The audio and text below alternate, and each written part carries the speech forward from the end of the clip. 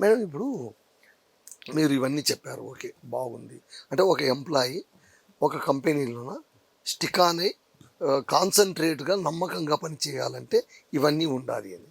అయితే other side ఆలోచిస్తే అదే ఎంప్లాయీ ఒకే కంపెనీలో 10 ఏళ్ళు ఉన్నావంటే నువ్వు చేత కానివాడివి, యూ షుడ్ చేంజ్ ఓవర్, నీకు లైఫ్ ఉంటుంది, ఒక 10 పైసలు ఎక్కువ వచ్చే చోట ఎందుకు వెళ్ళకూడదు, ఇక్కడ చేస్తున్న పని అక్కడ చేస్తే నీకు ఎక్కువ డబ్బులు వచ్చినప్పుడు ఎందుకు చేయకూడదు, నాకంటే తక్కువ జీతం వాడు పని చేయడానికి వస్తానంటే బాస్ పెట్టుకోడా, అలాంటప్పుడు నేనెందుకు అలా చేయకూడదు అనేటువంటి ఒక వాదన ఉంది. సో దానికి మీరేం చెప్తారు?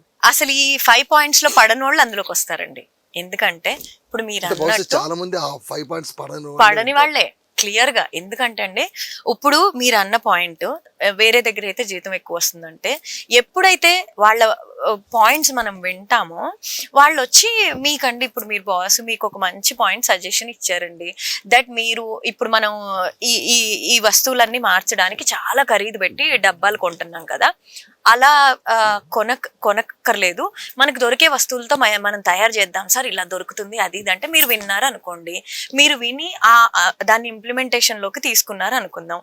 తీసుకున్నప్పుడు మీకు ఆటోమేటిక్ గా జీతం పెంచేటప్పుడు ఆ బాస్ విఘ్నతకి తట్టి మీకు జీతం పెంచినప్పుడు మీకేమవుతుంది అప్పుడు అంటే, ఫస్ట్ రెండో పాయింట్ ఏంటి, మీరు అలా వెళ్ళి చెప్పగలగాలంటే మీకు మీ బాస్ తో అంత చనువు ఉండాలి. అప్పుడే కదా వాళ్ళు వినగలుగుతారు. అంత చనువు మీ ఉండి మీ మాట విన్నారు, వినిన తర్వాత మీకు గుర్తుపెట్టి గనక మీకు వాల్యూ ఇచ్చారు, రెస్పెక్ట్ ఇచ్చారు, మీకు డ్యూ క్రెడిట్ ఇచ్చారు, దానికి తగ్గ జీతం పెంచారు అనుకోండి, మీ గ్రోత్ ని ఇంకా అసలు ఆపడానికి ఏముంది. ఎంప్లాయీస్ కూడా అదే దృష్టితో పనిచేయాలండి. అంటే టైం అయిందా, గంట కొట్టామా, ఇంటికి వెళ్ళిపోయామా అనుకునే కంటే ప్రతి ఒక్కళ్ళు టైం ప్రకారం ఇంటికి వెళ్ళిపోతాం. ప్రతి ఒక్క రోజు ఇంటికి వెళ్ళిపోయే ముందు ఇవాళ 8 గంటలు మనం ఇక్కడ ఉన్నాం, ఈ 8 గంటల్లో చెప్పిన పని చేసామా, కంపెనీకి ఉపయోగపడే పని కొంచెం ఏమన్నా చేసామా, ఆ టైంలోనే, ఎక్స్ట్రా టైంలో అసలు చెయ్యక్కర్లేదు. కొంచెం వాల్యూ ఎడిషన్ లాగా ఉన్నప్పుడు వాళ్ళని రిప్లేస్ చెయ్యలేం. వాళ్ళకు ఒకవేళ నిజంగా ఆపర్చునిటీ వచ్చి వెళ్ళిపోయినా కూడా కంపెనీలే వాళ్ళని మిస్ అవుతాయి, వీళ్ళు మిస్ అయింది ఏమి ఉండదు లైఫ్ లో. మేడం ఇంకోటి, మీరు ఇందాక చెప్పిన క్వాలిటీస్, ఒక ఎంప్లాయీని ఎలా చూసుకోవాలి అంటే, ఎంప్లాయీ ఎప్పుడు ఉంటారంటే పని అయిపోగానే నన్ను నెగ్లెక్ట్ చేయడు అనుకునేది కూడా చూస్తారు అని. ఏ కంపెనీ అయినా సరే ఒక పని చేయగల సామర్థ్యం తగ్గిన ఎంప్లాయీని ఎంతకాలం ఉంచుకోగలదు? అసలు తగ్గింది ఎందుకో రీజన్స్ వర్కౌట్ అవుతుందా, ఉండాల్సిన అవసరం ఉందా? అసలు సెంటిమెంట్ కి తావు ఉండకూడదండి. ఫస్ట్ ఆఫ్ ఆల్ మనం మనిషికి ఇవ్వాల్సినవి ఇచ్చేయాలి అంతే, ఎక్స్ట్రాలు ఇవ్వకూడదు. మనం ఏమంటున్నాం, వాళ్ళు చేసిన పనికి వాల్యూ ఇవ్వాలంటున్నాం, వాళ్ళు చేసిన పనికి రెస్పెక్ట్ ఇవ్వాలంటున్నాం, వాళ్ళకు ఒక డిగ్నిటీ ఇవ్వాలంటున్నాం. ఇంత మించి మీరు ఎమోషనల్ గా ఏమి ఇవ్వక్కర్లా. అది ఎప్పుడు దొరుకుతుంది? అలా కాదు నేను చెప్పేది, ఒక 10 years పాటు అదే అక్కడికి వస్తుంది. ఆ కంపెనీలోనే చాలా ఎఫెక్టివ్ గా పనిచేస్తారు. ఓవర్ పీరియడ్ ఆఫ్ టైం అతనికి ఏజ్ వస్తుంది, ఏజ్ వచ్చిన తర్వాత కెపాసిటీస్ కూడా సహజంగానే తగ్గిపోయినప్పుడు 10 ఏళ్ల క్రితం 10 ఏళ్ల వరకు నిన్ను ఎలా చూశారో 10 ఏళ్ల తర్వాత అలా చూస్తారా? అలా చూడాలనుకోవడం దురాశ అస్సలు కాదండి. ఎందుకు అంటే ఫస్ట్ ఆఫ్ ఆల్ ఆ 10 ఏళ్ళు వాళ్ళు మీతో జర్నీ చేశారంటే, మీ కంపెనీ 10 ఏళ్లకు ముందు ఎక్కడుంది, ఇప్పుడు ఎక్కడుంది, ఆ టర్న్ ఓవర్ ఎంత పెరిగింది, ఆ టర్న్ ఓవర్ లో వాళ్ళ భాగస్వామ్యం ఎంత ఉంది. ఇప్పుడు మీరు ఇక్కడికి వచ్చారంటే వెనక్కి తిరిగి చూసిన జర్నీలో వాళ్ళ భాగస్వామ్యం ఎంతుంది అన్నప్పుడు, ప్రతి మనిషి, మన ఏజింగ్ కూడా అలాంటి ప్రాసెసే కదండి. మనం చిన్నపిల్లలుగా ఉన్నప్పుడు అల్లరిగా ఆడుకుంటాం, పాటలు, చిందులు, చేష్టలు. తర్వాత యవ్వనంలోకి వచ్చినప్పుడు ఏం పనులు అవే చేస్తారు. తర్వాత పేరెంట్స్ అవుతాం, అప్పుడు వాళ్ళ బాధ్యతలు. అంటే లైఫ్ లో చేంజ్ అనేది ఇన్ఎవిటబుల్ అండి. కానీ ఇక్కడ ఒక కంపెనీ ఖచ్చితంగా ఇవ్వాల్సిన వాల్యూ ఏంటంటే, ఈ 10 ఏళ్ల జర్నీలో వాళ్ళు మీకు యాడ్ చేసిన వాల్యూని దృష్టిలో పెట్టుకుని, కరెక్టే వాళ్ళకి ఇప్పుడు ఏం తగ్గింది, ఒకవేళ ఎనర్జీ రూపంలో కాకుండా మోటివేషన్ రూపంలో ఏమైనా తగ్గిందా, మన వైపు నుంచి మనం ఏమైనా తేడా చేసామా, నంబర్ 1. నంబర్ 2, లేదు కేవలం వయసు మీద పడుతుంది కాబట్టి ఎనర్జీ రూపం, వెరీ వెల్ డన్. మీరు బయట వ్యక్తుల్ని, ఎక్స్పీరియన్స్ వాళ్ళని డబ్బులు ఇచ్చి తెస్తారు కదా, మీ దగ్గర ఉంటే, అంటే ఇది ఒక సామెత ఉంటుందండి, గర్కి ముర్గి దాల్ బరాబర్ అని. సో ఇంట్లో ఉన్న కోడి కంటే పప్పు మేలు అనుకుంటారనమాట. అట్లా ఎందుకు అనుకోవాలి, వాళ్ళు ఈ 10 ఏళ్ళు కంటిన్యూటీలో మీ దగ్గర ఉన్న ప్రాసెస్ లో కంటిన్యూస్ గా మీలాగా ఆలోచించారు కదా, అంటే వాళ్ళకు వచ్చిన ఎక్స్పీరియన్స్ తో వాళ్ళ నెక్స్ట్ స్టెప్ కి ఎక్కించండి. కేవలం వాళ్ళ ఎనర్జీ అవసరం లేని చోట వాళ్ళు కింద కింద వచ్చే చిన్న వాళ్ళకి మార్గదర్శకం ఇచ్చే చోట పని చేస్తారేమో. వాళ్ళ ఏజ్ కి తగ్గ రోల్స్ లోకి మార్చుకుంటా వెళ్ళాలి వాళ్ళని. ఓకే.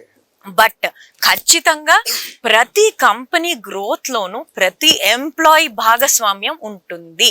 కేవలం షేర్ హోల్డర్స్ కి మనీ రూపంలో ఉంటుందేమో, కానీ ఎంప్లాయీస్ కూడా మనదనుకుని పని చేసినప్పుడే ఫస్ట్ ఆఫ్ ఆల్ ఆ పనికి అవుట్కమ్ వస్తుంది, సక్సెస్ వస్తుంది. అలాంటప్పుడు మీ సక్సెస్ లో వాళ్ళ ఇమోషనల్ అటాచ్మెంట్ లేదని ఎలా అనుకుంటాం? Okay madam. ఇప్పుడు పెద్ద పెద్ద కంపెనీలు, ముఖ్యంగా ఐటీ కంపెనీలు చూస్తుంటాం, లక్షల్లో ఫైర్ చేశారు, 2 లక్షలు ఫైర్ చేశారు. ఫైరింగ్ అండ్ హైరింగ్, ఈ రెండింటిని మీరు ఎలా చూస్తారు? ఒక అనలిస్ట్గా మీరు ఎలా చూస్తారు? ఫస్ట్ ఆఫ్ ఆల్ అండి, హైరింగ్ అనేది కంపెనీస్ చాలా స్టేబుల్గా చేయాల్సిన పనిని, కానీ చాలా ఎక్సెసివ్గా ఎందుకు చేస్తారు అంటే, ఒకళ్ళకి లీవ్ ఉంటుంది, ఒకళ్ళు అందుబాటులో ఉండరు. సో 10 మంది అవసరమైన చోట 15-16 మెంబర్స్ని తీసేసుకుంటారు. ఎందుకంటే చాలా కామన్ నోన్ ఫ్యాక్ట్ ఏంటంటే 90 మందిలో 10% మంది 100% అంటే 90% పని చేస్తారు, మిగతా 90% మంది 10% పనే చేస్తారు. అట్లా ఏమన్నా ఉన్నా బ్యాలెన్స్ చేసుకోవాలంటే ఎక్సెసివ్ హైరింగ్ చేస్తారు. ఒక్కొక్కసారి మనకి బాగా కలిసి రావచ్చు, అవ్వాలనుకున్న ప్రాజెక్ట్ 8 నెలలు పట్టే ప్రాజెక్ట్ మీకు 4 నెలల్లో అయిపోవచ్చు. ఇంకొకసారి 6 నెలలు అవ్వాల్సిన ప్రాజెక్ట్ ఎక్కువ రావాల్సి వచ్చి ఆ గ్యాప్ ఫిల్ చేయడానికి మళ్ళీ హైరింగ్ చేసేసుకుని మొత్తం ప్రాజెక్ట్ అయిపోయాక మొత్తం ఫైరింగ్ చేయొచ్చు. బట్ ఒక మనిషి కూడా ఇలాంటి ప్లేసెస్ లో ఏంటంటే వాళ్ళు క్లియర్ గా బెంచ్ రూల్స్ ఏంటి అగ్రిమెంట్స్ రూపంలో ఇస్తారు. సో ఎంప్లాయీస్ కూడా దానికి ప్రిపేర్డ్ గా ఉంటారు. అందుకే మీరు చూస్తే అలాంటి పెద్ద పెద్ద కంపెనీస్ లో 100 మందిని తీసినా 1000 మందిని తీసినా వాళ్ళేం లీగల్ గా వెళ్ళి ఏం ఫైట్లు చేయరు.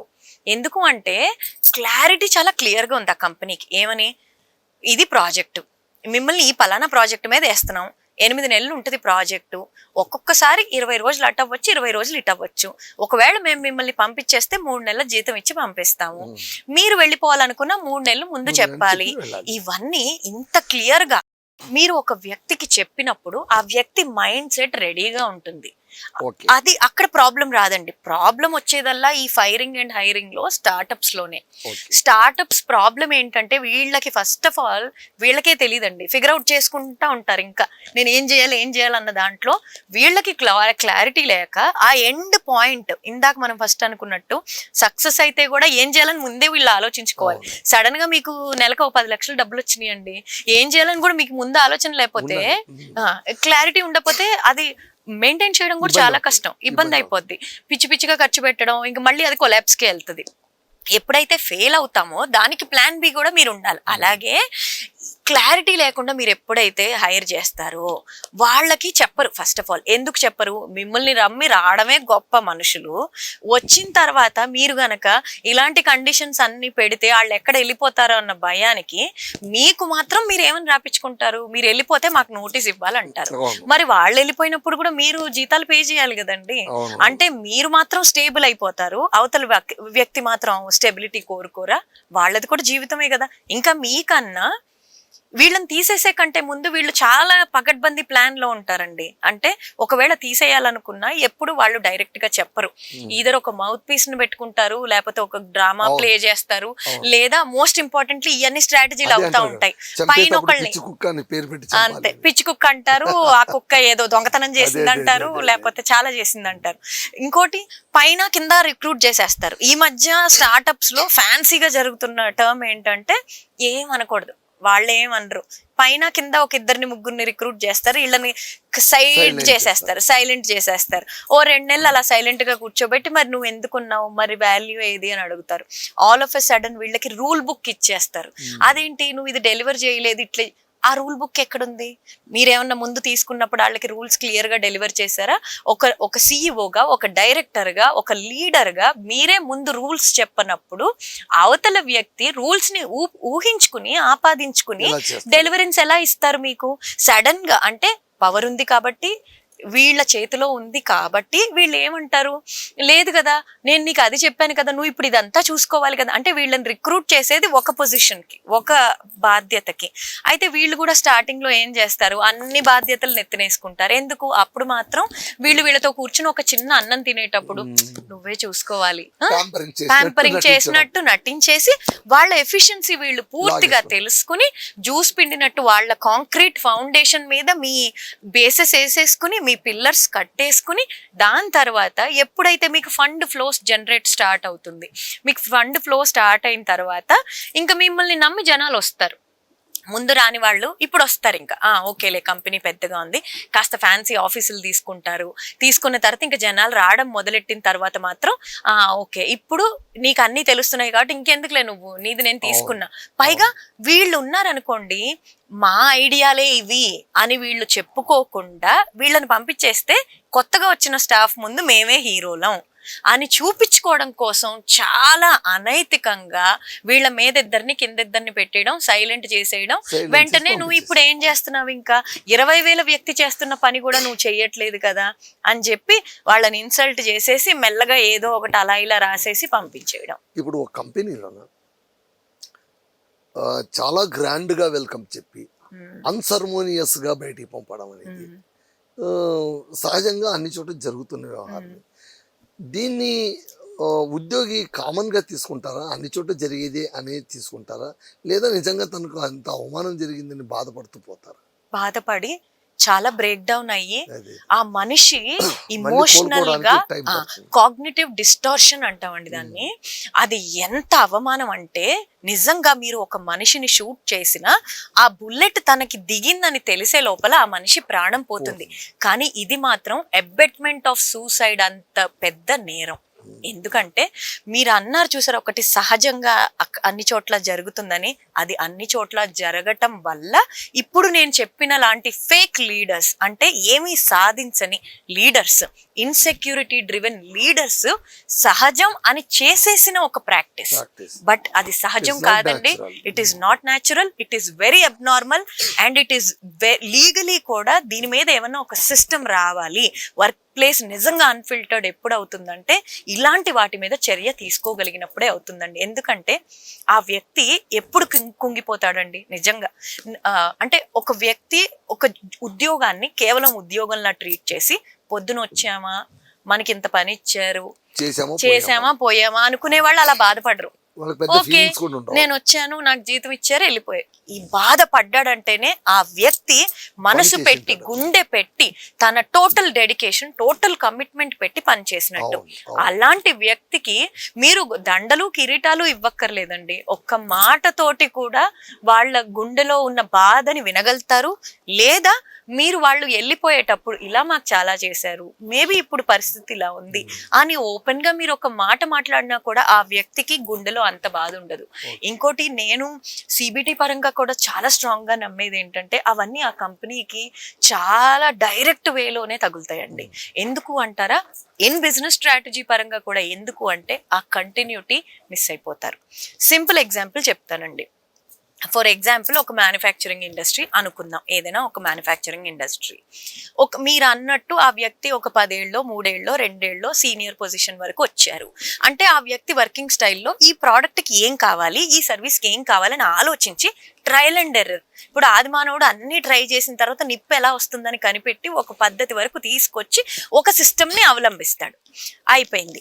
కానీ ఈ ఫేక్ లీడర్స్, ఇన్సెక్యూరిటీ ఉన్న లీడర్స్, ఇంత మంచి ఐడియా పోన్ ఉంటే ఇప్పుడు వీళ్ళ ఐడియాని మనం తింటున్నట్టు ఉంటుందేమో, వెళ్ళగొట్టేద్దాం అని అనుకున్నప్పుడు ఇలా పంపించేశారు అనుకుందాం సింపుల్ గా.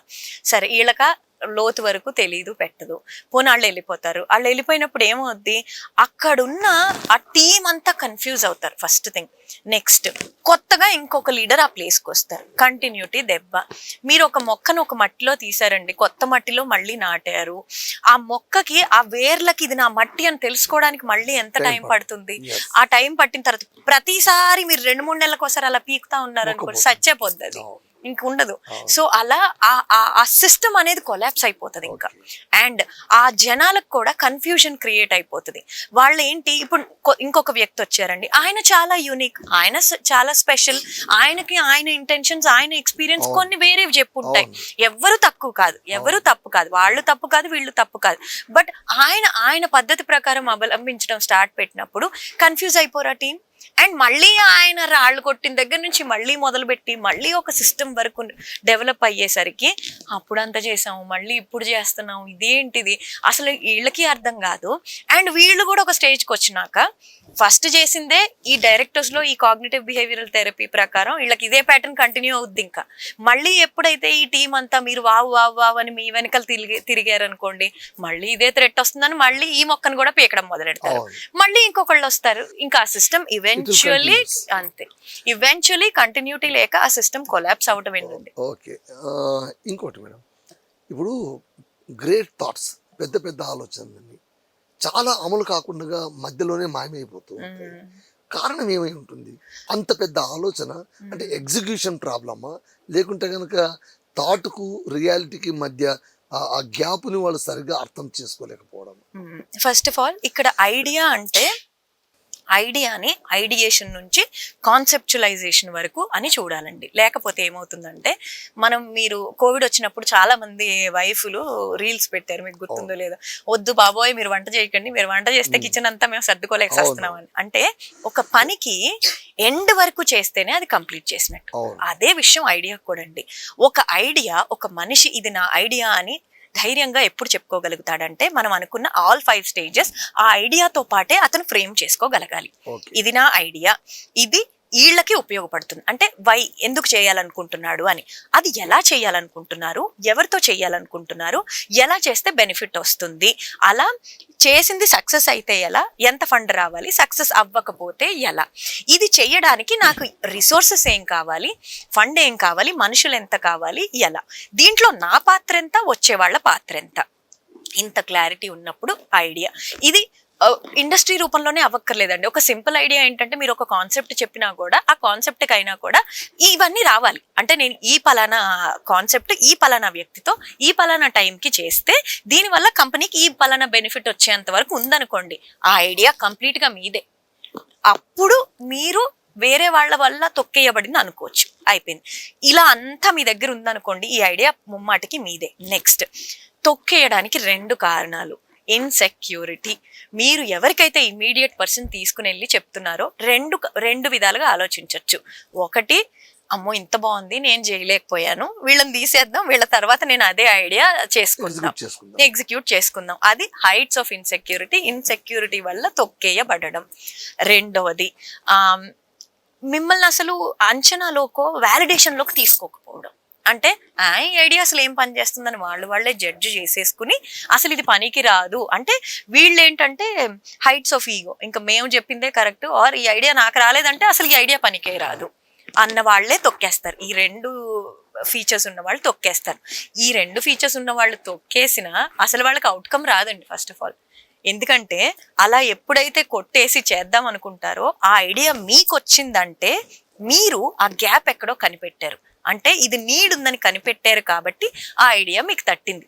మీ ఐడియా ఒకవేళ వాళ్ళు కొట్టేసినా కూడా వాళ్ళ పర్స్పెక్టివ్లో వాళ్ళు చేయగలుగుతారు, కానీ మీకు వచ్చే అవుట్కమ్ మాత్రం రాదు. స్టిల్ అక్కడ మాత్రం ఖచ్చితంగా employee or any person for that matter ఎలా ఫైట్ చేయాలి అంటే మీరు అనుకున్న ఐడియేషన్ని మాత్రం మీరే అమలు చేసి, ఎందుకంటే దానికి కర్త మీరు, కర్మ క్రియ కూడా మీరు చేస్తే అసలు మీ సక్సెస్ ఎవరు కొట్టలేరు. ఇంకా ఈ కంప్లీట్ జర్నీ మీ దగ్గర ఉన్నప్పుడు మీ సక్సెస్ ఎవరు కొట్టలేరు, మాక్ చేయలేరు, కొట్టేసినోడు అంతకంటే కొట్టలేడు. సో కంప్లీట్ గా అది మీ రైట్ అవుతుంది, అది గనక నిజంగా ప్రాక్టీస్ లో పెడితే.